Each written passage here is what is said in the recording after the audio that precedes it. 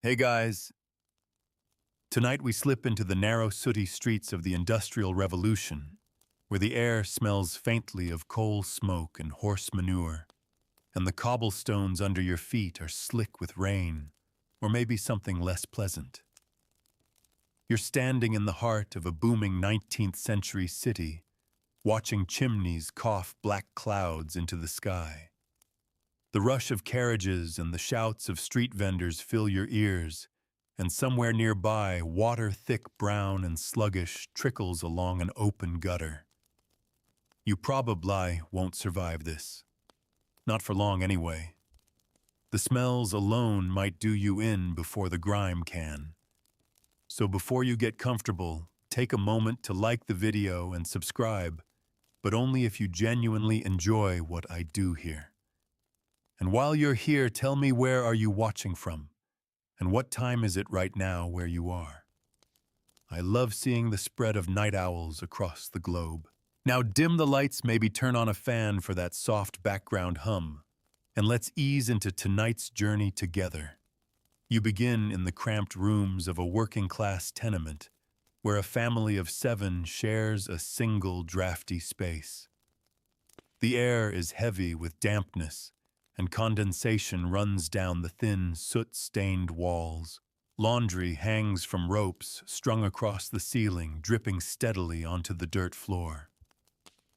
You can smell the boiled cabbage from supper hours ago still lingering, mixing with the faint tang of coal dust from the tiny grate that barely throws any heat.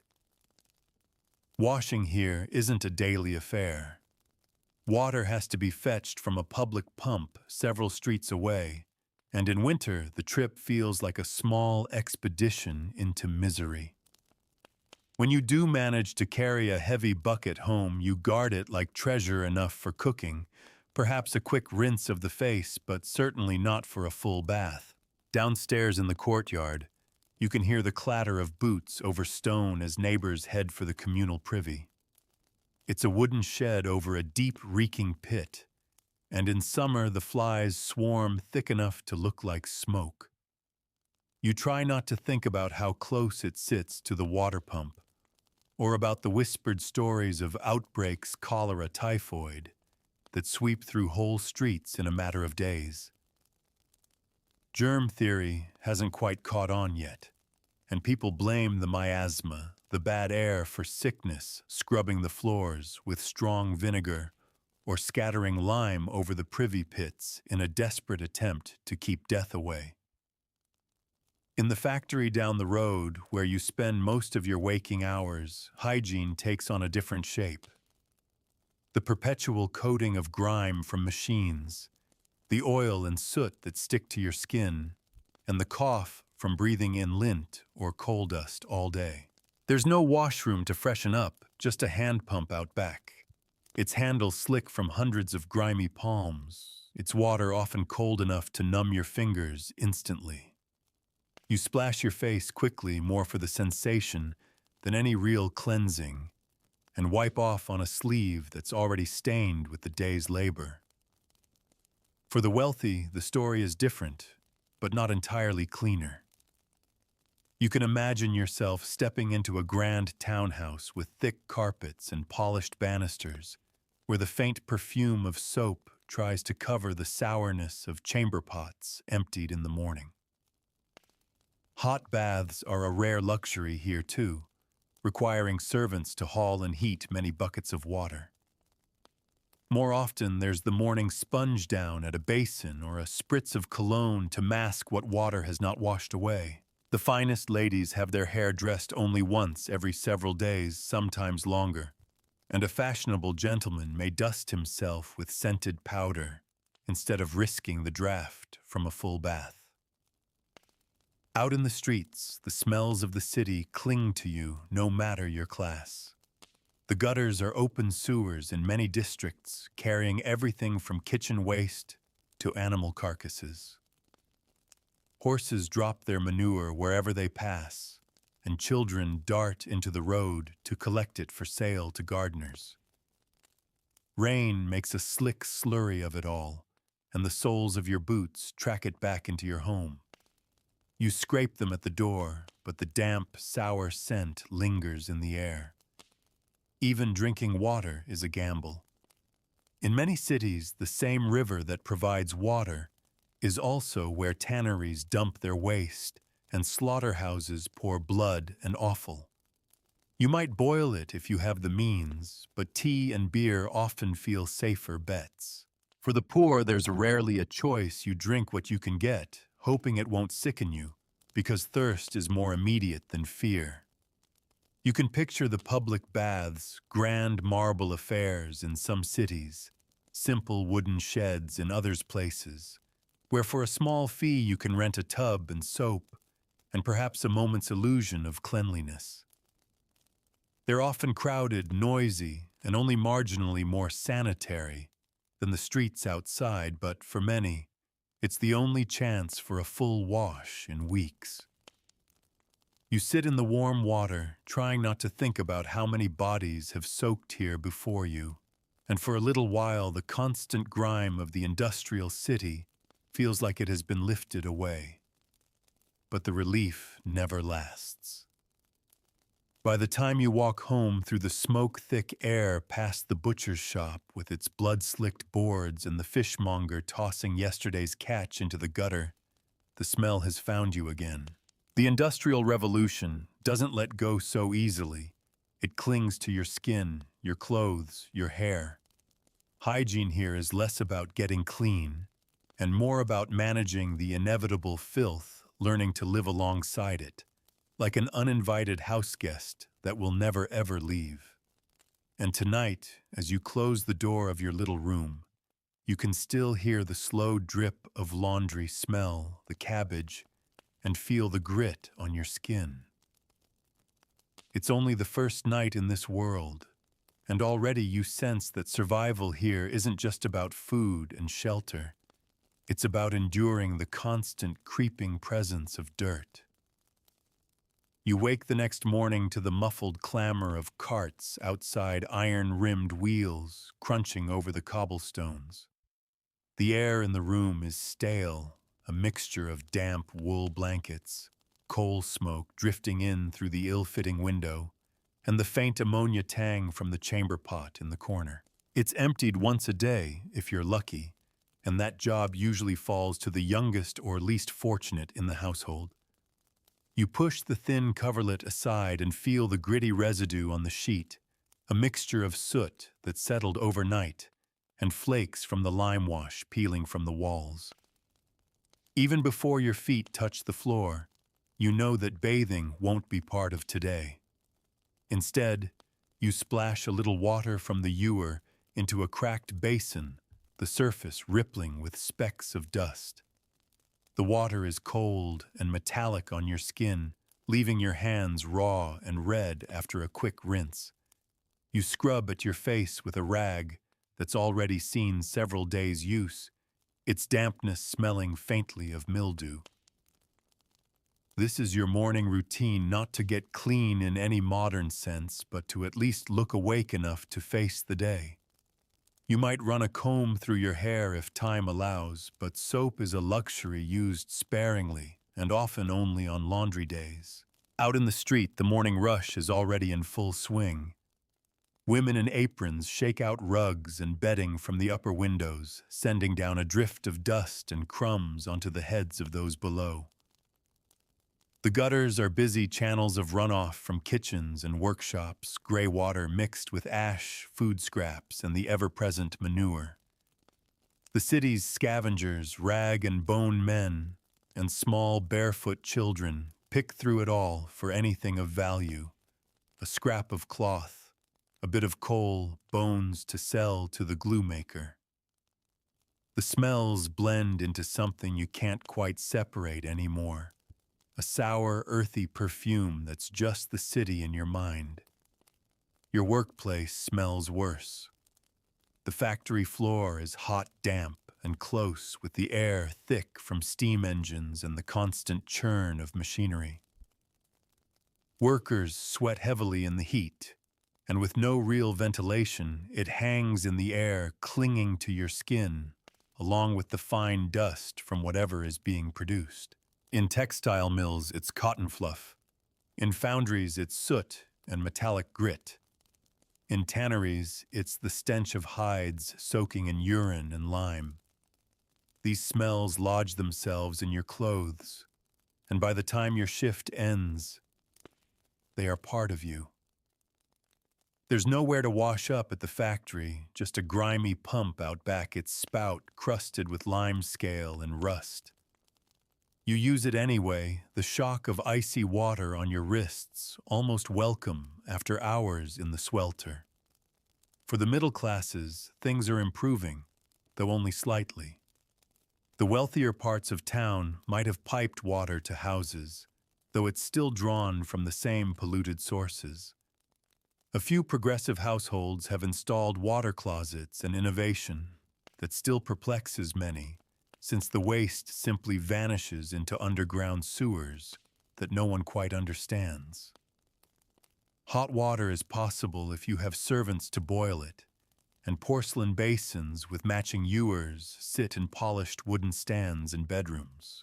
Here, cleanliness is a matter of social appearance as much as personal comfort.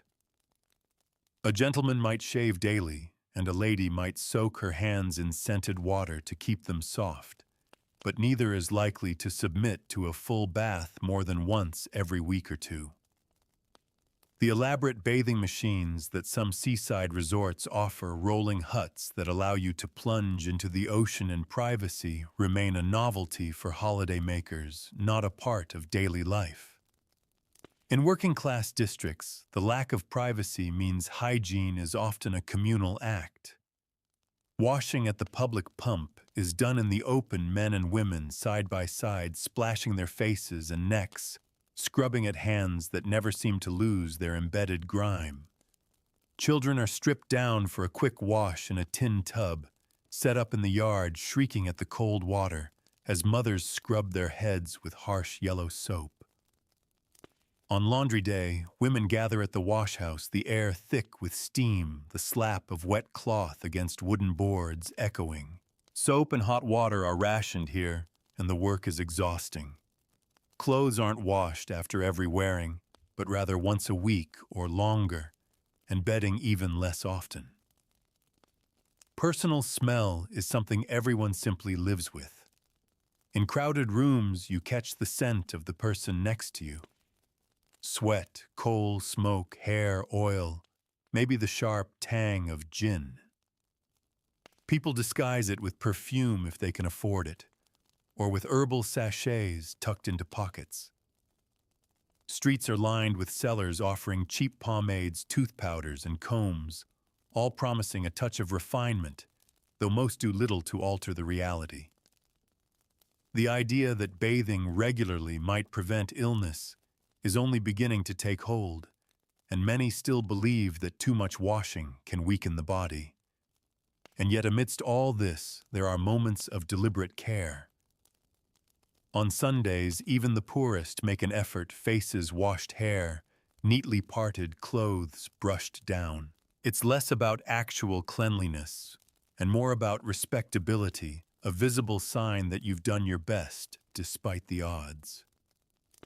You notice it in the polished boots, the mended hems, the smell of a little extra soap lingering in the air. For a moment it feels as though the grime of the city has lifted just slightly, and the people stand a little taller because of it. But the illusion never lasts long. By Monday morning, the smoke is back in your hair, the grit under your nails, the smells of the city, and your work stitched into every fiber of your clothing. Hygiene here isn't a state you achieve, it's a brief reprieve, quickly lost to the constant tide of filth. By the middle of the week, you've stopped thinking about the grime as something foreign. It's simply part of your skin now, part of the air you breathe. You can feel it in the way your hair clumps together from the mixture of coal dust and sweat, in the faint roughness along your jaw or cheeks, where a thin layer of soot seems to settle even indoors. It's in the weave of your clothes, stubbornly clinging, no matter how hard you beat them out in the yard. When you run your hand along the windowsill, it comes away black, the fine particles of smoke drifting endlessly from factory chimneys and settling over everything like an unshakable shadow. Your home smells of the day's labor. If you work in the textile mills, there's the faint smell of machine oil and wet fiber. If in the ironworks, there's the acrid scent of metal and smoke. If in the tanneries, the stench is almost impossible to describe without making your stomach churn. At night, you lay in bed, and it's still there, the scent mingling with the cabbage soup smell that never quite leaves the kitchen, even after the pot has been scrubbed and put away. Water remains the central challenge. In some neighborhoods, the pumps are dry for part of the day, and you have to plan your washing around the few hours when water flows. If you're lucky enough to be near a public bathhouse, you might pay for a basin and a bar of soap once in a while. But for most, the idea of a deep hot soak is almost fantasy. Bathhouses in poorer districts are often little more than converted warehouses, cramped, humid rooms, where the water grows tepid and murky as the day wears on. You might lower yourself into a tub only to see someone else's hair drifting in the corner, and you learn quickly not to think about what else the water might hold. Clothes are a separate battle. Wool and heavy cotton don't wash easily, and drying them in the damp air is a slow process. Many garments are worn for days or weeks before being laundered, which means they carry their own layered scent, body heat, smoke, the streets, the worksite, all woven into the fibers. Underclothes, if you have more than one set, are precious. If not, you simply make do airing them out at night and hoping for the best. Stockings are mended again and again, the darned patches rough against your skin. The streets themselves fight against any effort to stay clean. Step outside and you're walking through a world without sealed drains or clean pavements. Rain turns the roads into shallow streams of brown water, washing along whatever the gutters hold, bits of food manure, spilled beer, the waste from chamber pots emptied into the street at night. You tread carefully, but the splashes still find you, leaving faint stains that dry into your hem or trousers. In dry weather, the dust kicks up, and your shoes scuff through the soft layer of ash and dirt that coats everything. For the wealthy, it's not entirely different, though the setting is finer. Their carriages roll through the same streets, wheels splashing through the same foul puddles, and the air that wafts into their drawing rooms still carries the faint taint of the city. Servants might draw hot baths more often, and clothing is changed daily, but even here the notion of sterilizing or disinfecting is foreign. Cleanliness is about appearance, fresh linen, powdered hair, scented handkerchiefs, not about killing invisible microbes no one yet understands. In rural areas where the Industrial Revolution's reach is slower, hygiene is shaped more by the rhythms of the land. Water comes from wells or streams which may run clear, but are just as easily contaminated by livestock. Washing might be done in a tin tub by the fire, but only on designated days, often once a week in summer, less in the cold months. Soap is homemade, harsh, and used sparingly. Even here, the idea of smelling fresh is less important than simply not smelling too offensive. Farmers and laborers rise early, work hard, and carry the scents of earth, hay, and animals on their skin as naturally as their own shadow. Illness spreads quickly in both city and countryside. In the cramped urban alleys, outbreaks are almost expected: cholera, typhoid, influenza, all flourishing where wastewater and people collide in tight spaces.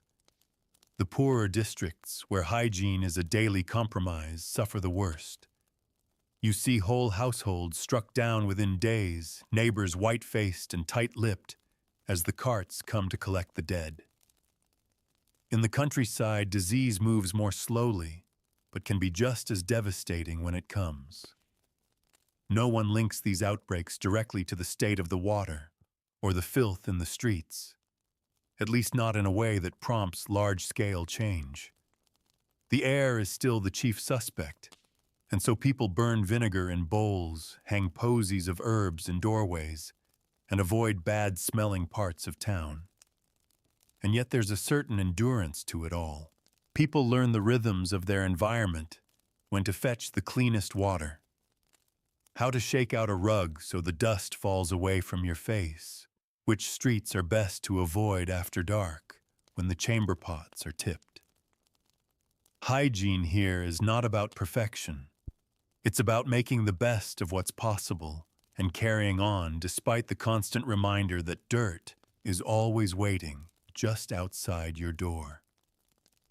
By the week's end, you realize you've adapted. You no longer wrinkle your nose at the smells. You no longer think twice about wiping soot from your sleeve before eating, and you've stopped expecting that the water in the basin will ever be completely clear. This is life during the Industrial Revolution, not clean, not safe, but lived in all the same.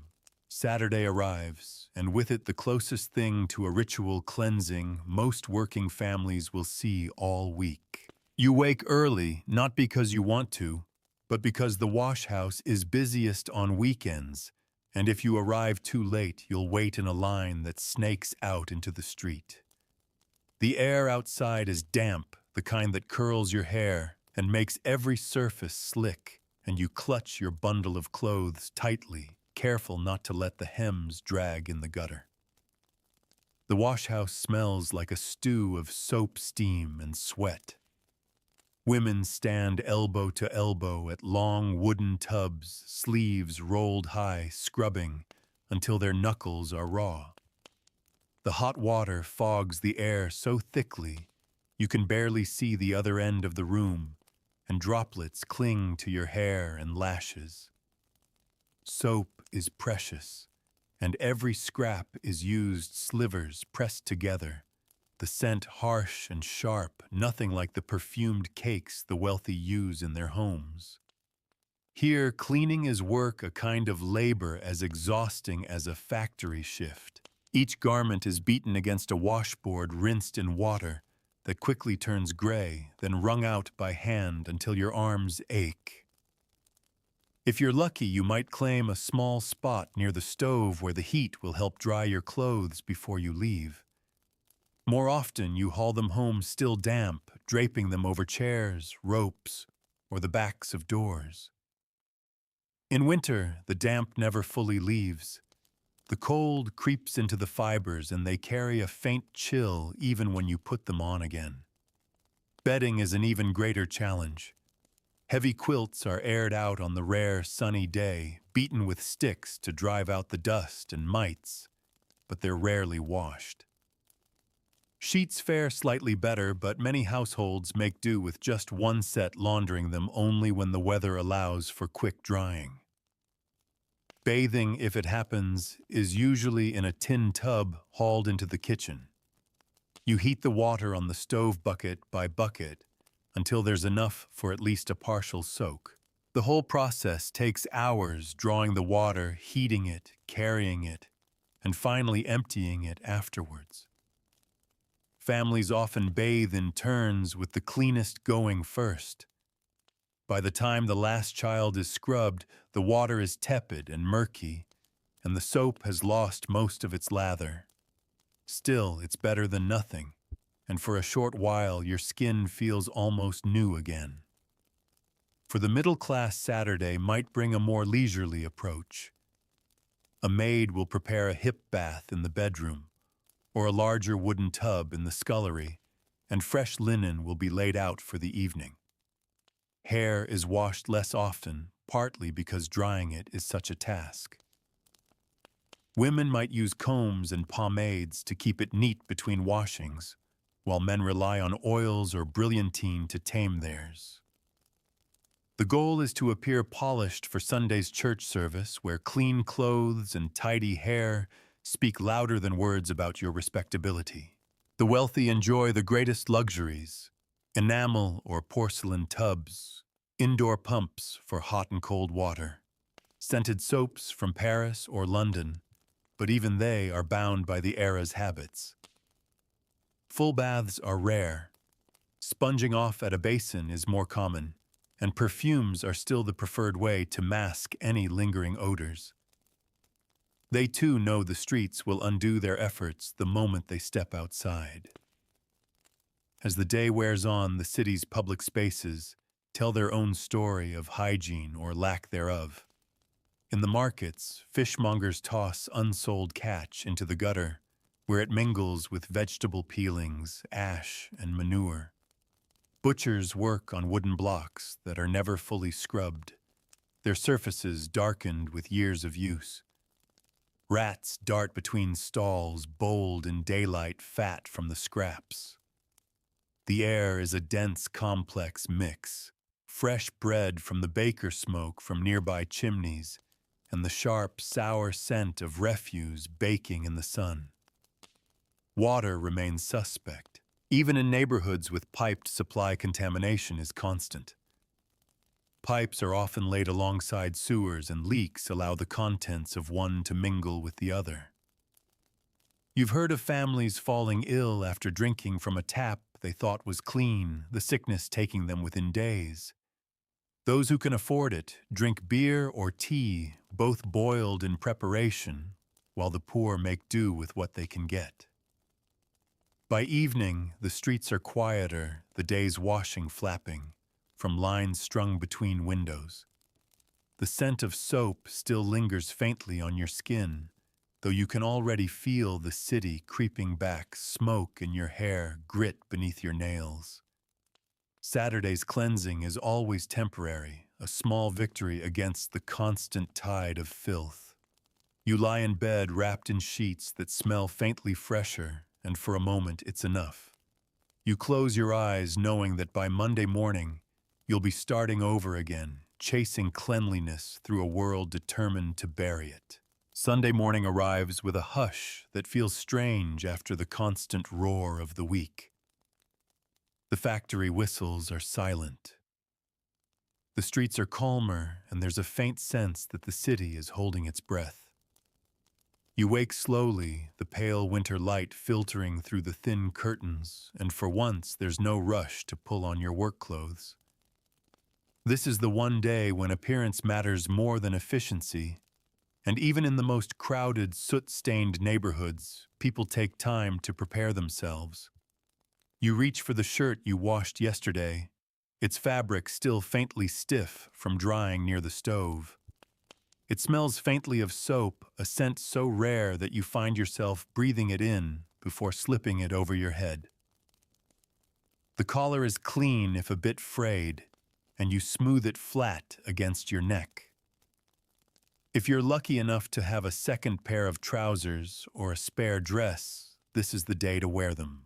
For women, hair is brushed until it shines, then pinned neatly. For men, a quick shave with a straight razor and a bit of oil to tame stray hairs. The ritual isn't only about personal pride, it's about respectability. At church, you'll be sitting shoulder to shoulder with your neighbors, and no one wants to be remembered as the one who reeked of stale sweat or workroom fumes. The poorest make the greatest effort, even if all they can manage is a careful washing of face and hands, and a quick wipe down of boots with an oily rag. In the pews, the mingled scents of soap wool and the faintest traces of perfume or cologne create a softer atmosphere than the city streets ever allow. But the walk to church is a reminder that the Industrial Revolution never truly rests. You step carefully over puddles in the road, avoiding the slippery green moss that grows in the damp shadows between buildings. The gutters still run with gray water, though there's less movement in the markets today. You pass a street sweeper, his broom stiff with filth, pushing piles of debris toward a corner where they'll sit until carted away. Even on a day of rest, the city's grime waits just beyond the polished shoes and Sunday best. Inside the church, the cold stone walls smell faintly of incense and candle wax. The pews are worn smooth by decades of use, and the air is warmer here than outside, filled with the low murmur of voices. You notice the hats, some brushed and spotless, others still bearing a faint dusting of soot. Gloves hide hands roughened by work, and long coats conceal patched clothing beneath. The sermon may speak of moral purity, but everyone here understands the other kind, the daily battle with dirt that shapes your life as much as your faith. After the service, the streets fill with people in their cleanest clothes, strolling slowly, as if reluctant to return to their cramped, smoky rooms. Children run ahead, careful not to splash through puddles, though inevitably a few do, earning sharp calls from their parents. Vendors appear at the corners selling roasted chestnuts, penny sweets, or cheap ribbons, and the smell of warm sugar mingles with the scent of coal smoke. Even on Sunday, the air carries the faint tang of the week's work machine oil, tanning pits, brewery yeast, but it's softened somehow less oppressive in the cool air. Afternoon might bring a visit to family, a short walk in the park, if the weather is clear, or a simple meal at home. In better neighborhoods, families might take tea in rooms with lace curtains, the silverware polished, and the cups fine porcelain. In poorer streets, the same moment happens with mismatched mugs and tin spoons, the tea leaves steeping in chipped pots. Either way, it's a small pause before the week begins again, a chance to let the mind drift somewhere beyond the constant demands of labor and survival. Yet even here, hygiene intrudes. If you visit relatives, you notice their rooms smell different, less of cabbage and coal, more of damp plaster or drying laundry. You share a meal and find yourself subtly judging the cleanliness of the plates, the state of the cutlery. You might wash your hands before eating, dipping them in a shared basin, the water already cloudy from others' use. These are quiet, unspoken moments, when everyone knows that disease lurks unseen, even if they still think of it as bad air rather than germs. As the sun sets, you change out of your Sunday clothes, folding them carefully so they'll last through many more weeks of careful wearing. The work garments go back on a little rougher, a little heavier, but more suited to the coming week. The brief illusion of cleanliness fades, and you feel the weight of the city pressing in again. Smoke curls from chimneys settling low in the still evening air. Somewhere in the alley, you hear the splash of a chamber pot being emptied, the liquid rushing toward the gutter. The Industrial Revolution waits for no one, and by morning, the battle with dirt will begin again, just as it always does. Monday morning snaps the stillness of Sunday like a whip. The factory whistles scream before the sun has even risen, pulling you from half-dreams into the cold air of the room. The fire in the grate has long since gone out, leaving the walls beaded with condensation. You pull on your work clothes, still faintly damp from the last wash, and feel the chill sink through the fabric into your skin. There's no time for lingering. No time for more than a splash of water across your face from the basin where yesterday's soap bubbles have collapsed into a thin, grimy ring. The streets are alive again, but it's not the gentle murmur of Sunday. It's boots on cobblestones, the rumble of carts, the hiss of steam escaping from pipes, and the ever-present chorus of coughing. Men and women hurry toward mills, foundries, and workshops, their breath visible in the cold air. The smell of the city seems sharper after a day of relative calm, as if the grime has been storing its strength. You notice it immediately, the sour scent of unwashed wool, the tang of smoke, the faint but inescapable reek of refuse that has sat over the weekend. In the factories, the week begins with fresh layers of dirt. The air is thick with dust from spinning rooms, soot from furnaces, or damp heat from dye works. There's no ventilation to carry it away, only small windows crusted with grime letting in as little light as possible. Workers keep cloths in their pockets to wipe their faces, though the effort does little more than smear the sweat and soot together. You can taste the air heavy and metallic, and you know that whatever clings to your tongue will soon cling to your skin and clothing as well. If you're in a trade like mining, Monday means stepping into darkness before dawn and returning home long after the light has faded. The coal dust gets into everything, your hair, your nails, your teeth, and no amount of scrubbing can remove it completely. Miners' children often recognize their fathers not by sight, but by the smell, a blend of coal sweat, and the faint medicinal scent of camphor or whiskey used to mask the harsher odors. Washing after a shift is a quick affair done at a cold pump or with a basin of water shared among several men. The black never fully disappears. It only sinks deeper into the skin. For women working in laundries, the week begins with boiling cauldrons of water steam so dense it makes your hair cling to your temples and hands raw from harsh soaps. You might think that working with water would make for cleaner skin, but the reality is the opposite. Your clothes stay damp. Your fingers crack from the lye, and your hair smells faintly of wet cloth no matter how you try to mask it. In the dye houses, the water is tinged blue, red, or yellow, staining hands for days.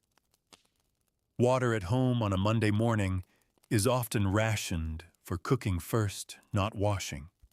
The few minutes before work are filled with small tasks: sweeping the floor, shaking crumbs from the tablecloth, emptying the chamber pot into the gutter before the street fills with passers-by. If there's time, children's faces are wiped, their hair smoothed down with a wet palm before they're sent to school or errands. Schoolrooms are their own kind of cramped and close with chalk dust in the air, ink stains on fingers and the shared smell of dozens of unwashed bodies. In wealthier homes, Monday is laundry day in the scullery.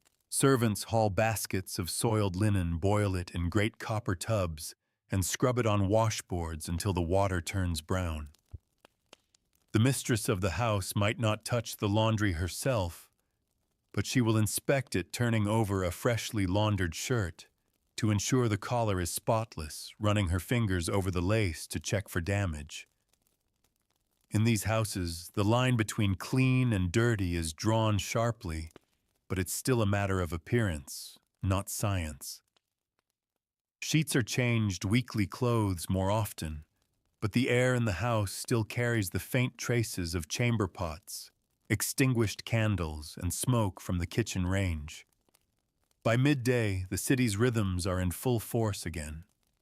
Carts rattle past, carrying coal barrels of ale, sacks of flour, all open to the air, all collecting a thin film of soot as they move. The gutters churn with runoff from shops, pink water from the butcher's gray, from the baker's yellowish, from the tanner's. Children play nearby, their shoes splashing through it, their laughter rising over the din of street vendors. No one stops them. The idea that such water might carry invisible threats is still far from common thought. When the whistle blows at day's end, you step back into the streets with the day's work layered onto your skin. The journey home doesn't clean you, it adds to the grime. You pass through pockets of heat from open doors, catching the smells of stewing meat, fresh bread, or beer. Through alleys where refuse bins overflow and the air is thick with flies. past horse-drawn trams whose wheels send up sprays of dirty water. By the time you reach your door, your clothes feel heavier. Your skin itches faintly from the mingling of sweat and soot. Inside, there's no real relief. The basin of water is small, the fire not yet lit. You wash your hands and face, feeling the cold bite your fingertips, and rub them dry on a cloth that's more damp than clean. You know the cycle will repeat tomorrow, and the day after, and the day after that. In this world, hygiene isn't a goal you reach. It's a fleeting moment.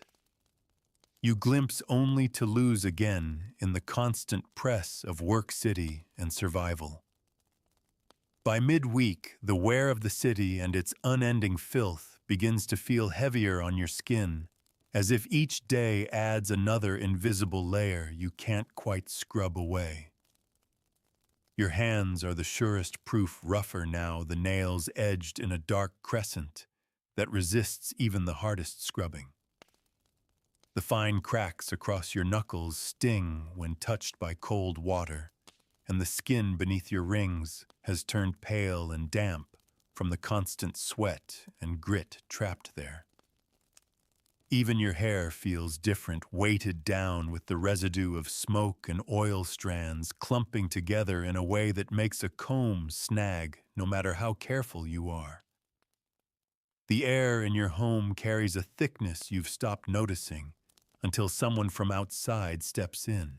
They'll blink at the haze from the stove, wrinkle their nose faintly at the blend of drying laundry, coal smoke, and the faint tang of cabbage or onions still lingering from a meal hours past.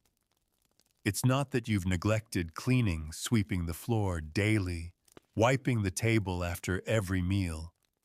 It's simply that cleanliness here is never total. Dirt seeps in from the street. Through every crack in the windowsill clings to your clothes. When you walk home, settles like fine black snow on the shelves, no matter how often you dust. In the narrow alley beyond your door, the gutters run low this time of year, the water sluggish, choked with a slow-moving layer of rubbish. You've learned to step over it without looking too closely, but every so often you see what's drifting there. Eggshells, a lump of bread swollen with water, and the occasional pale shape of a dead rat caught against the brick. The stench rises strongest in the warmer hours of midday, carrying with it the faint acidic bite of ammonia from chamber pots emptied earlier in the morning. By now, it's a smell you recognize instantly, though you rarely speak of it. No one needs reminding. At the pump, there's a line of neighbors waiting for their turn, each clutching their own pail or jug. The water spurts unevenly metallic in taste, and you know from the faint cloudiness that it's not as pure as it should be. Still, there's no choice but to use it for cooking, for wiping down the children, after they've spent the day darting between carts and stray dogs, for dampening cloths to pass across your own face at night. A full bath midweek is out of the question. The effort of heating enough water, of hauling it in and pouring it out, would cost hours of work and more coal than you can spare. In the workplaces, the smells have intensified since Monday. In the mills, the damp warmth from the machines has settled into the walls. In the forges, a thin film of ash coats every beam. In the docks, the briny reek of fish and tarred rope is stronger, having seeped deep into the wooden planks underfoot. The air is so full of suspended particles, dust soot lint, that you can feel it on your tongue like a faint grit between your teeth. By the end of the shift, your clothes are heavier, the seams damp from sweat and from the environment itself. The middle-class homes you pass on the way back from work look brighter through their polished windows, but even there the rules are the same. Their water comes from the same sources, their chamber pots are emptied by the same night soil men, and their streets smell no sweeter when the wind shifts. They may have servants to scrub the floors daily, to polish the banisters until they gleam, but the outside world always follows them in. A maid shaking dust from a rug out of an upstairs window sends the same sooty cloud drifting down onto the heads of passers-by. Sometimes a hint of modernity appears: a public fountain, newly installed, its stone basin, carved with ornate flourishes promising clean water. Crowds gather around, curious, but habits are slow to change. Some still prefer the old pumps or even the river, convinced that water left to stand is somehow better. And without pipes carrying waste away to safe disposal, the risk of contamination remains. You've heard whispers of cities experimenting with underground sewer systems, vast tunnels to carry waste far from where people live, but here for now, the waste is still your neighbor. As the day ends, you find yourself in the small comfort of repetition. You light the fire, set a pot to simmer, and strip off the outer layer of your work clothes, shaking them near the door to keep the worst of the soot outside. You dip a rag into the basin, wipe your hands, your face, the back of your neck, feeling the coolness chase away the day's heat. It's not clean in the way you dream of sinking into a tub of fresh hot water scented with soap that smells of lavender or lemon, but it's a reset just enough to make the grime bearable again. Lying down, you catch the faint scent of smoke in your hair and the coarser, earthy smell of your blanket. You close your eyes, knowing that tomorrow, the same air, the same streets, the same slow creep of dirt will be waiting for you. But for now, in the quiet hum of the city settling for the night, it's easier to accept. Hygiene in this age is not victory, it's endurance. By Thursday, the week has worn you down to the point where the line between clean and unclean feels blurred, almost meaningless. You've stopped trying to brush every fleck of soot from your clothes before leaving the house, and the idea of crisp, fresh linen seems as remote as the countryside hills beyond the city's choking haze. Your boots, once black, are now a permanent dull gray from the film of ash and dust ground into the leather, and no amount of wiping with an oily rag will bring back their shine. The morning begins with a familiar ritual, lifting the lid from the water bucket to see how much remains. It's lower than you hoped, and the pump queue will be longer today. Still, you take what's left in the ewer, splash your face, and rub briskly with the same rag you've been using all week. The cloth has long since lost its freshness, holding instead a faint mustiness that clings to your hands afterward. You can't help but notice how the water in the basin clouds almost instantly a thin gray layer settling at the bottom. It's not filth you can see on your skin, but it's there all the same. Out in the streets, the week's refuse has begun to pile up. Bin carts rumble through the main thoroughfares, pulled by horses whose tails flick constantly at the persistent flies. The smell is a complicated mix: the sharpness of spoiled vegetables, the faint sweetness of rotting fruit, the metallic tang of blood from the butcher's waste. In the alleys where the carts don't pass, heaps of rubbish smolder slowly in the damp, sending thin threads of smoke into the air. The city smells different here, less of coal and more of decay, a scent that clings to the back of your throat. In the workplace, hygiene has slipped further since the week began. The factory floors, swept only occasionally, are sticky underfoot with oil or damp from leaking pipes. In the weaving rooms, bits of cotton fluff settle into your eyelashes and cling to your lips when you speak. You learn to drink water without opening your mouth too wide, lest more of the air settle inside.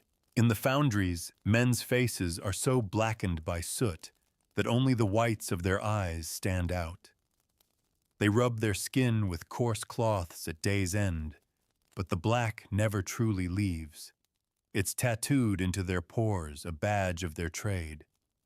Even the middle-class neighborhoods show signs of the week's progression. White lace curtains take on a faint gray tinge and polished silver dulls more quickly.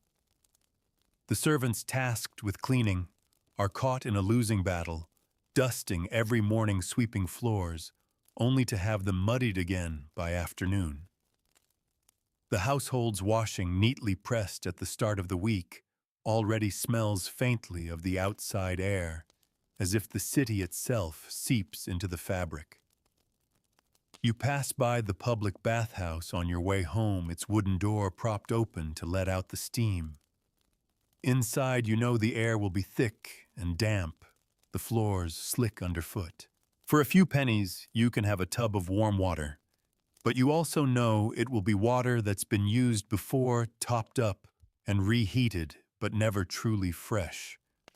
Some patrons bring their own soap, clutched tightly in hand, so it won't be stolen, and keep their eyes down to avoid seeing what might be floating in the water. For many, it's not luxury, but necessity, the only time they can strip away more than the surface layer of dirt. At home, you make do with what you have.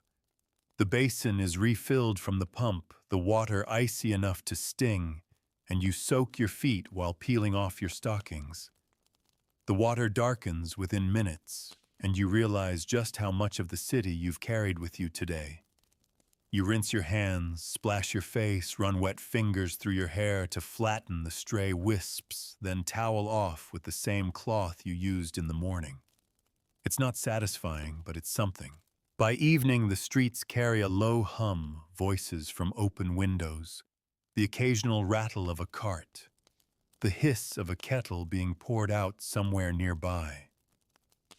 You can smell bread baking in one direction, and in another, the acrid smoke from a chimney that hasn't been cleaned in far too long. You draw the curtains not so much for privacy as to block the view of the alley where a fresh pile of refuse waits for the night soil men.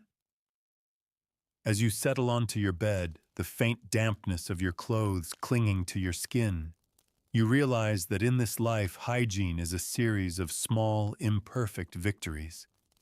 You never win the battle completely. You only keep the worst at bay for a little while. And by Thursday night, even that feels like enough. Friday arrives with the same cold air seeping through the cracks in the walls, but there's a subtle shift. You can feel the week straining toward its end. Still, the city doesn't relent. Overnight rain has turned the streets into glistening channels of filth, the water flowing in dark rivulets along the gutters. Your boots splash through puddles that leave a faint, greasy sheen on the leather, and you try not to think about what's in them. Somewhere ahead, a cartwheel cuts through a deeper patch, sending a spray across the hem of your trousers. You'll wipe it off later, though you know the faint stain will remain. By now, your work clothes have settled into a kind of permanent dampness, the fabric holding the week's sweat dust and smoke in its weave. The seams feel slightly stiff where dirt has gathered, and the cuffs are grayed from the constant brushing against tables, machines, or simply the air itself. When you pass your hand over your sleeve, a faint powder of soot comes away. Your hair is just as telling, oily at the roots, dry at the ends, carrying the smell of your workplace no matter how briefly you stand outside in the wind. At the factory, the week's accumulation is most visible in the corners, piles of lint or dust, pushed aside puddles of oil, darkening the floorboards, rags stiff with dried grease hanging on nails. The machinery hums louder as the air grows warmer inside, and the smells iron coal smoke and the sourness of bodies that haven't had a proper wash combine into a thick atmosphere that coats your tongue. Workers cough more toward the end of the week, their throats raw from breathing in the same stale air day after day.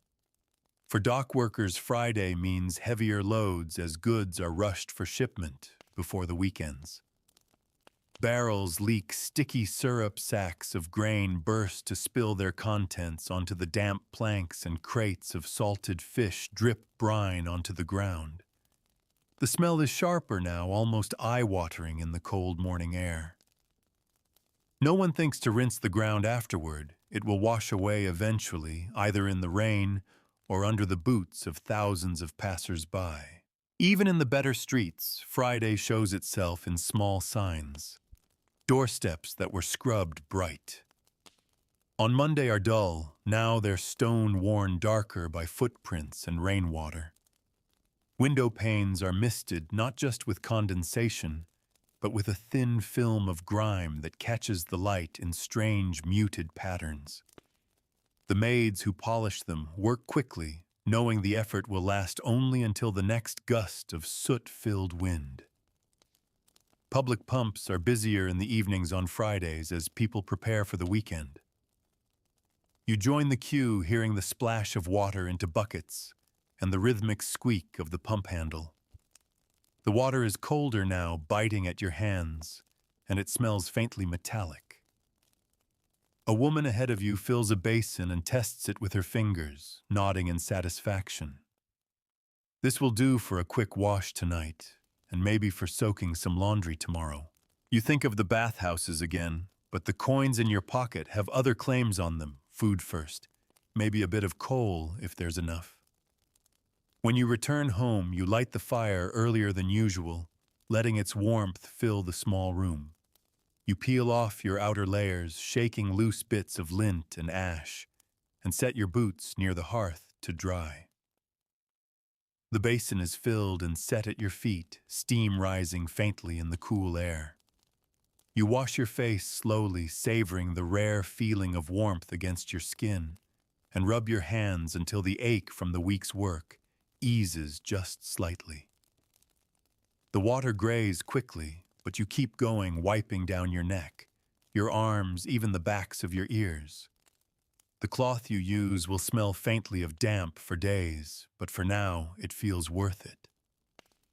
Outside, the city's Friday rhythm hums on. Shops stay open later, their windows glowing yellow in the dusk, while voices rise in the streets louder, looser, touched by the week's relief. The smells drift in when you open the door, roasting meat from a tavern, beer from a nearby alehouse, and underneath it, all the ever-present scent of the gutters. You know that by tomorrow, much of the city will be in motion again, washing, scrubbing, trying for that brief, fragile illusion of cleanliness.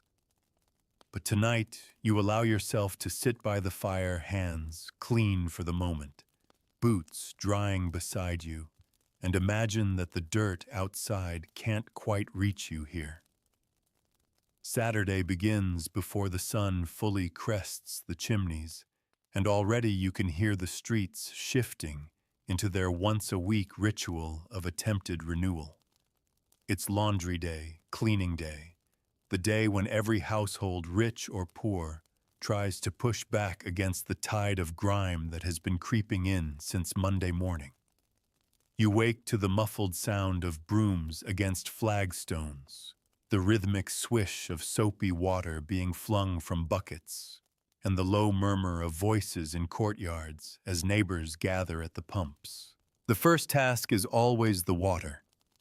You haul your bucket to the pump before the queue grows long, the handle slick beneath your hands from the cold metal and the damp palms of those who came before you.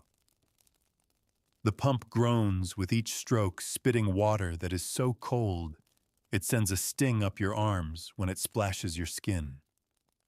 You fill the bucket as high as you can manage, knowing you'll be back for more before midday. The trip home is careful and deliberate, every step taken to keep the icy slosh from spilling onto your already damp boots. Inside the room transforms into a wash house of its own. A tin tub is set in front of the fire, a kettle perched above the flames to warm the first batch of water. Clothes are sorted into heaps, work shirts stiff with sweat, and soot stockings grayed at the heels, undergarments that have gone from white to a permanent shade of dull cream. Soap is rationed carefully. The slivers saved from previous weeks are pressed together into a rough, misshapen bar that still smells faintly of lye. Each garment is worked over the washboard until your arms ache, the water turning cloudy within minutes. The air inside thickens quickly, heavy with steam and the sharp scent of soap. It clings to your skin, making your hair damp, and mingles with the smell of the fire.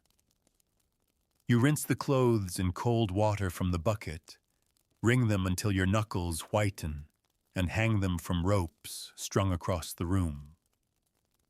The drip, drip, drip of water onto the floor becomes the steady background to the rest of the day.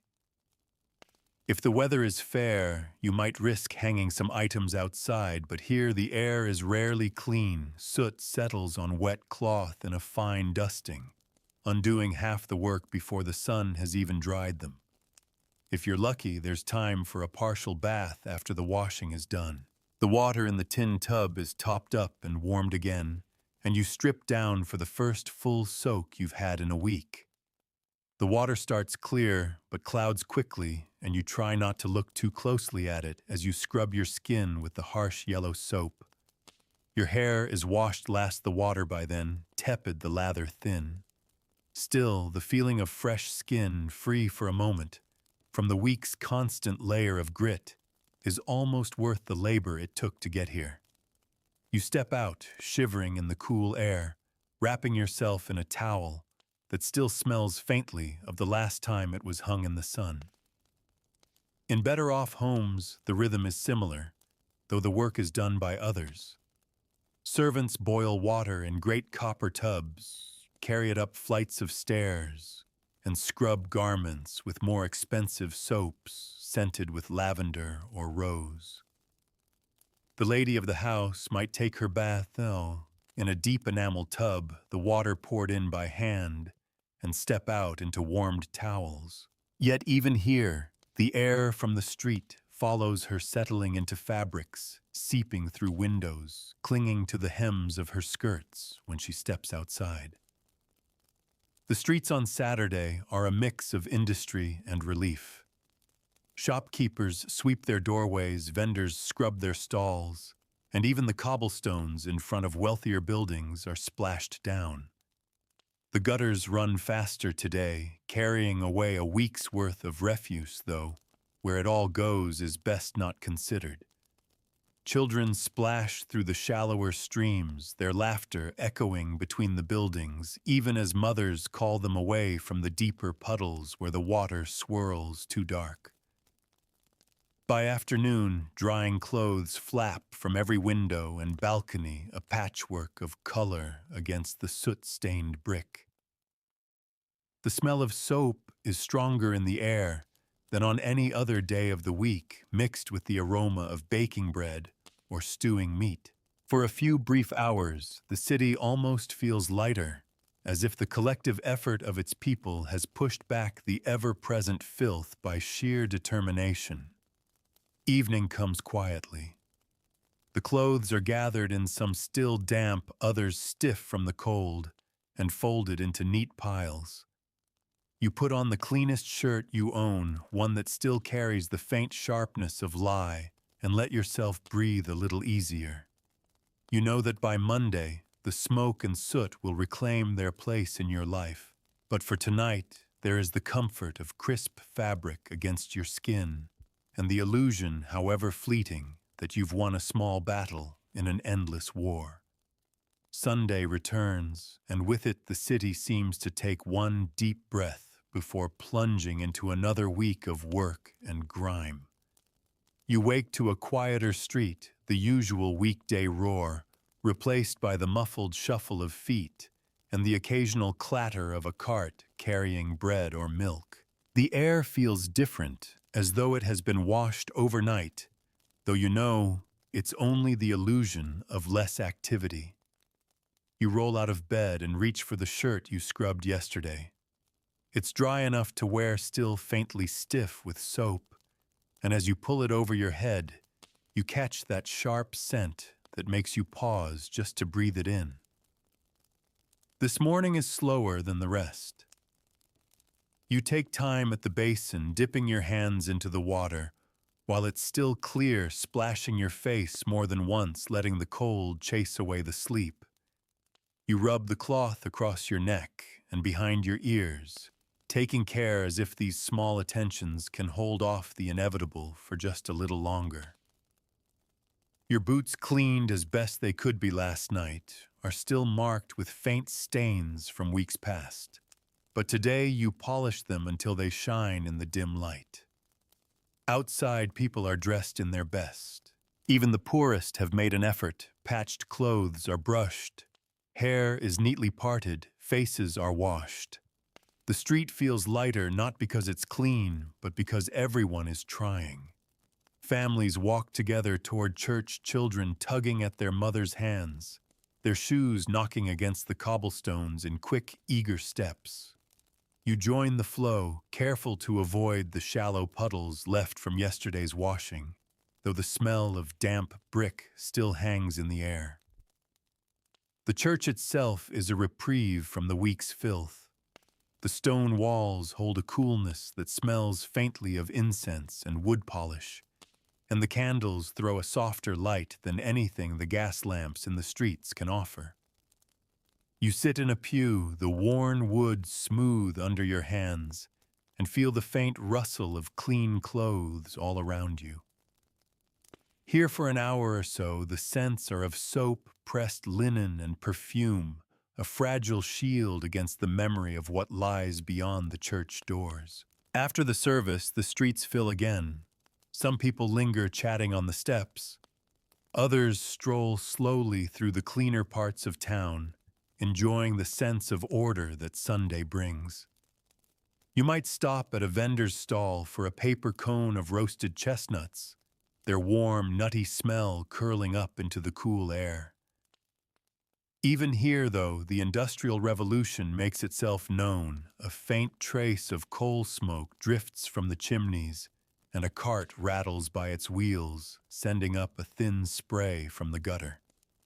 In wealthier districts, Sunday afternoons are a time for visiting.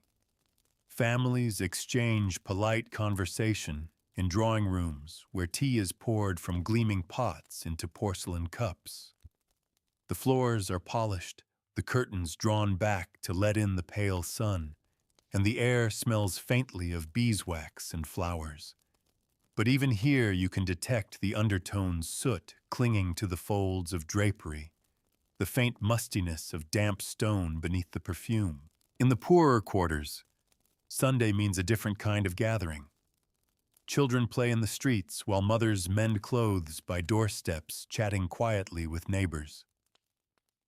A few men lean against walls, pipes in hand, their smoke curling into the already hazy air. Meals are simple stews that can stretch to feed many mouths, bread bought fresh that morning, tea brewed strong. The effort to keep clean, to keep respectable, lasts as long as the day's light. By evening, the sense of respite begins to fade. Clothes that were worn just for the day are hung carefully, ready to be saved for the next Sunday. Work garments are brought out again, checked for rips or stains, made as presentable as possible for Monday. You light the fire, pour the last of the day's water into the basin, and give your face one final rinse before bed. The streets outside are quiet now, but you can already feel the week creeping back in the grit in the air, the faint soot settling onto windowsills, the drip from a roof into the gutter below. You lie down in the faintly clean sheets, knowing that by tomorrow, the city will resume its endless work, and with it the steady return of all you've just washed away. Monday morning comes without mercy. The quiet of Sunday is gone, replaced by the clanging of factory bells and the steady thump of boots on wet cobblestones. You wake in the pale light, to find that the air already tastes of coal smoke drifting in through the small gap in the window. The faint scent of yesterday's soap on your shirt is gone. In its place is the heavy, familiar smell of damp fabric and the lingering traces of the city that never truly leave. The water in the basin is cold, the thin skin of ice on its surface cracking as you dip your hands in. You splash your face, flinching at the bite of it, then rub briskly with the cloth from the day before. The cloth smells faintly of mildew now, though you tell yourself it's clean enough. There's no time to heat water for more work calls, and the streets are already filling. Outside, the gutters run dark from the night's rain, carrying down the refuse that piled up since Saturday's scrubbing. Bits of straw, vegetable peelings, and greasy smears of who knows what bob in the current. A horse cart passes its wheels, cutting through the muck and spraying it in an arc. You step back just in time, but the damp air still carries the smell up to your face. The workday begins in the usual rush. Inside the factory, the windows are fogged not from heat, but from the breath of hundreds of workers packed into the same space. The floor is slick with oil in places, gritty with dust in others, and your boots leave faint prints wherever you step. The air feels thick, heavy enough that you feel it pressing against your skin. You wipe your forehead with the back of your sleeve, but it only smears the moisture with whatever dust clings there. In the spinning rooms, the cotton fluff is worse than usual after the weekend. You can see it floating in the shafts of light, settling on hair and shoulders like some ghostly snowfall. The women tie scarves over their heads and mouths, though they know it doesn't keep the particles out entirely. In the foundries, the heat drives sweat into every seam of your clothing, leaving salt lines on the fabric when it dries. There's no thought of washing mid-shift. There's no water for it, no time. At the midday break, some workers stand in the yard, gulping fresh air that still smells faintly of smoke from the chimneys overhead. A few head to the pump to splash their faces, the cold water shocking them awake. You watch as one man tips his tin mug over his head, the water running black down his temples and dripping onto the dirt at his feet. It's a brief moment of relief, but by the time he steps back inside, the dust will cling to the damp skin again. The walk home is no better. The streets are crowded with carts returning from market, their wheels leaving wet trails across the stones. Shop doors stand open, each one releasing its own distinct odor into the street. The tang of leather from the cobbler, the yeasty warmth from the baker, the sharpness of pickled vegetables from the grocer. All of it mingles in the air with the heavier smells of the city's waste, and you can feel it clinging to your clothes as you pass. At home, you light the fire and set a kettle on, though not for a bath. There's no time, no coal to spare. Instead, you fill the basin once more and rinse your hands, scrubbing at the grime beneath your nails until your fingers ache. You dip the cloth again and run it along your face and neck, feeling the coolness cut through the heat of the day. It's a small thing, but it's all you have. You eat your supper bread, a bit of cheese, a cup of tea, and then sit by the fire with your boots off, letting the warmth seep into your feet. You look at your hands in the firelight and see the faint stains that will not wash away no matter how hard you scrub. You know the same is true of the city itself, no matter how much soap and water you throw at it. The dirt always returns. It's not a problem to be solved. It's simply the air you breathe, the life you live, the cost of existing in this age of machines and smoke. By Tuesday, the cycle feels so familiar you could walk through it blindfolded, the same streets, the same smells, the same film of grit settling on your skin before you've even reached the day's work. The rain from yesterday has dried in patches, leaving pale rings on the cobblestones where puddles once stood. In the low morning light, you can see a faint haze hanging above the rooftops, a mixture of chimney smoke and the fine dust thrown up by passing carts. It isn't just in the air, it's in you. You taste it when you swallow. You feel it in the corners of your eyes, and it settles at the back of your throat, like something that has always been there. The water at the pump runs a little slower today, as though the city itself is weary. You fill your bucket anyway, ignoring the ache in your arms from the weight, and try not to think about the source. You've heard stories half-whispered, often dismissed, that the same streams and wells that feed the pumps run close to the old cesspits, and that sometimes the two mingle. Still, you carry the water home because it's all there is. Inside the factory, the week's second day always feels heavier than the first. The machinery is already coated with a thin layer of grime from yesterday's work, and the air is thicker, warmer, as though the dust has learned to linger. In textile mills, the fluff floats more lazily today, as if it knows it has nowhere else to go. In ironworks, the sweat on your brow seems to boil as soon as it forms, stinging your eyes, until you wipe it away with a sleeve that's already damp with something worse. The smell of the place wraps around you oil metal smoke, and you carry it out with you when the shift ends, no matter how fast you walk into the open air. By midday, the gutters are alive again. Thin trickles of cloudy water carry scraps of cabbage leaves, paper, and streaks of what might have been meat. Street dogs dart in and out, noses low their fur, as matted and dirty as the rags worn by some of the poorest children. A fishmonger tosses the remains of his stock into the gutter without a second glance, the heads and bones spinning slowly in the current before lodging against a heap of rubbish. You step around it, but the smell follows you, finding its way into your nostrils, even when you've moved streets away. The middle-class streets look calmer, but are no cleaner when you pay attention. A maid empties a basin of gray water directly into the street, watching it run toward the gutter before she disappears inside again.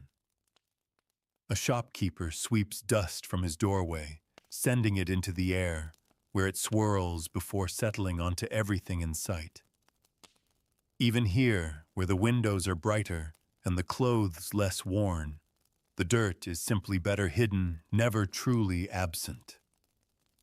By the time you return home, the water in the basin from the morning is already flecked with black, just from the few times you've dipped your hands to rinse them. You pour it away and refill it with a smaller amount, guarding what's left for the evening. A cloth is draped over the back of a chair, still damp from yesterday, and you use it again to wipe your neck and wrists. The coolness is a relief, even though the cloth smells faintly of the air outside. After supper, the city settles into its nightly hum.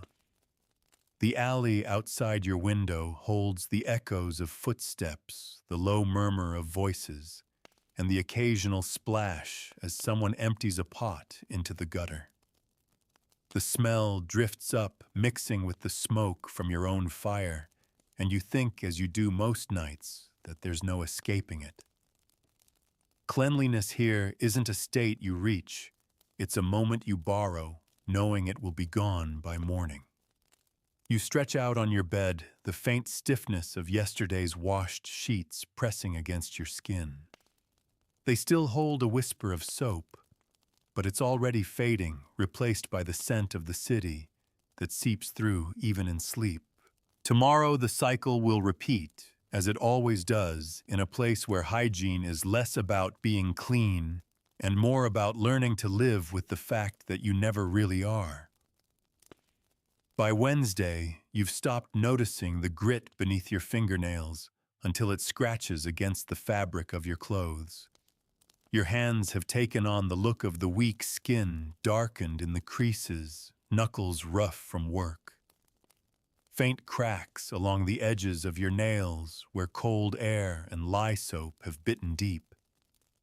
You know you could scrub until your skin turned raw, and still there would be a shadow of dirt clinging there, as if it has settled into you permanently. The morning pump line is longer today. People shift from foot to foot, clutching their buckets, breath puffing white in the air. A boy ahead of you tips his cup to drink directly from the spout water running down his chin into the scarf wrapped at his neck. The water is cold and sharp-tasting, but you take it anyway because the choice is water like this or none. No one questions where it comes from anymore. The stories of contamination are too familiar, too distant, and too constant to change anything. At the factory, the week's middle day feels like a wall you have to climb. The air is thicker now, the machinery darker with soot, and every surface, be it wood metal or cloth, feels faintly tacky with oil. You wipe a hand across a table and leave a streak that's cleaner in color, but stickier to the touch. In the dye works, workers' hands are stained bright colors that won't fade for days, skin dry and cracked under the pigment. In the mills, the constant hiss and hum is broken only by coughs, the sound sharp in the close air. The grime in the lungs is as much a part of the job as the pay, and you feel it every time you swallow. By midday, the streets outside the gates are already showing the strain of the week. The gutters carry thin streams of cloudy liquid, some streaked with dye from the workshops, others faintly greasy from spilled tallow or oil. You pass a rag and bone man dragging a cart, its wheels caked with dried mud and scraps of fabric. He doesn't bother stepping around the filth. Neither do you. You've learned to walk with your eyes just ahead of your feet, noting only the puddles deep enough to soak your boots. In the better streets, the rhythm is quieter, but not cleaner. A maid beats dust from a carpet over a balcony, sending a visible cloud into the air. Across the way, a shopkeeper tosses yesterday's wilted greens into the gutter, the smell already turning in the mild afternoon. Even the polished brass on the doors looks duller than it did on Monday, a faint patina from the city's air, settling in so quickly, you wonder why anyone bothers polishing at all. Home in the evening, you try for your small ritual of washing. The water in the basin is shockingly cold enough to make you gasp, and the rag you dip into it stiffens almost instantly in the chill. You run it over your face, your neck, your wrists, watching the water cloud, as though it's pulling the day out of you in visible threads. The relief is brief. The dampness left on your skin quickly takes on the chill of the room, and you wrap your shawl tighter around your shoulders. The smell of supper bread warming by the fire, a thin stew bubbling in the pot, softens the edges of the day. But the air inside is its own mix of scents, smoke from the coal, damp wool from your clothes, and the faint, sweetish tang of the gutters outside. You've stopped trying to separate them in your mind. It's all one, the city's smell, something you carry to bed with you whether you want to or not. Later, lying down, you hear the familiar chorus from the alley. The rush of a bucket emptied, the scurry of rats disturbed the muffled voices of neighbors settling in for the night. It's the same every week, and yet you know it will be the same next week and the next, until the seasons change and the grime only shifts in nature, never in presence. In the Industrial Revolution, you don't win against dirt. You just learn to live alongside it, to carry it with you into sleep, and to rise each morning ready to face it again. Thursday, again though, it hardly feels like a fresh day, more like a slow continuation of everything that has come before. The week has pressed its mark into you, the stiffness in your clothes from dried sweat and soot, the faint sting in your throat from days of breathing dust-laden air, the way your skin feels coated no matter how often you pass the rag over it. Even the clean shirt you wore on Sunday has softened into the same dull gray as the others, its brief moment of brightness lost to the city's constant touch. The pump in the morning yields colder water than usual, biting into your hands until your fingers ache. You take less than you might like, unwilling to stand longer in the queue, watching steam rise from the breaths of the others waiting. Some carry 2 buckets balanced on a pole across their shoulders. Others clutch a single pail already sloshing from the walk. You see the familiar trail of drips leading back into the alley's water that will never make it to the basin, lost to the stones. Work begins in the same thick air, the same rhythm of machinery, the same slow accretion of dirt. In the textile rooms, the lint has settled into a fine mat along the beams, trembling when the machines shake the floor. In the foundries, the heat forces sweat into your eyes, and you swipe it away only to leave a smear of black across your brow. In the tanneries, the odor is so strong by Thursday, it feels as if it's seeped into the very walls, the hides hanging limp, and slick their brine dripping onto the floor in slow, measured drops. At midday, you walk the streets knowing the gutters will tell you exactly what the city has eaten today: bits of fish, skin, soggy bread crusts, slivers of wood ash from someone's hearth. A cartload of coal rattles past the lumps, leaving trails of black dust in their wake. Children play in the shallows of the runoff, their laughter sharp against the low rumble of passing wagons. No one calls them back. By the time the shift ends, your boots are wet at the seams and your sleeves have taken on the smell of your work. You stop at the pump on the way home, cupping your hands to drink before the water chills you too much, then splash the rest over your face. It leaves you shivering, but for a moment you feel lighter, as though a layer has been peeled away.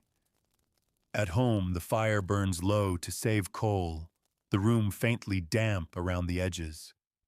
You wash your hands, your wrists, your neck, dipping the cloth again and again into the same small basin. The water grays almost instantly, but you finish anyway, setting the rag to dry over the chair. Supper is quiet bread, a bit of stew, the scrape of a spoon in the bowl, and the air is thick with the smells of the day's cooking. When you lie down, the blanket's weight settles over you like the city itself, warm, familiar, and faintly scented with smoke and wool. You can hear the drip from the eaves outside, steady and slow, and the occasional crackle of the fire as it dies. The grime is still there. You can feel it in your hair, under your nails, but it's part of the world, you know. You close your eyes, breathing in the mingled air of cold, damp cloth and the faint ghost of soap from last Saturday's wash. Tomorrow the cycle will turn again, as it always has, and as it always will in a city where hygiene is never won, only borrowed for a little while.